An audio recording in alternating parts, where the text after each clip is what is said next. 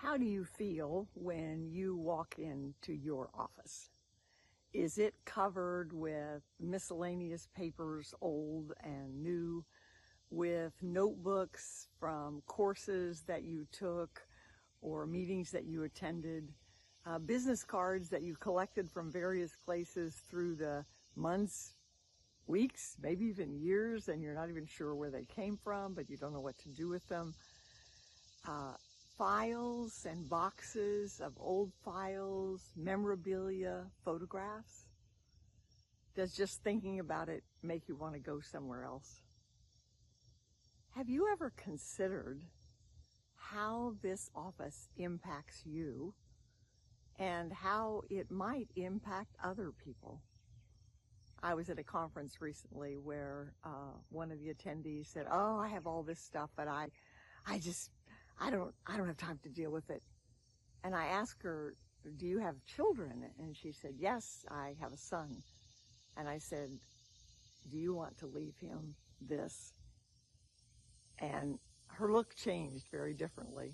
Often our work impacts other people. It's the colleagues we work with, the people we live with, the people that we're going to leave behind, because inevitably we are going to leave this earth.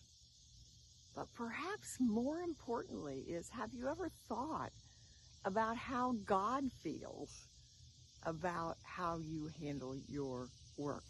There are several times in the Bible where God talks about doing your good work. I don't know what that good work is. You may be caregiving for elderly parents. You may be an entrepreneur. You may be writing a book or working on a project or developing some new product. But whatever you're doing, it requires managing information, both paper and digital information, and projects and to-do lists. And how you handle that is going to impact your success in the world. I'm not saying I don't believe in handle a piece of paper only once. I don't believe in a place for everything and everything in its place. But I do believe that everyone needs a productive environment, an intentional setting where you can accomplish your work and enjoy your life. If you don't have that, we should talk, because we can help you.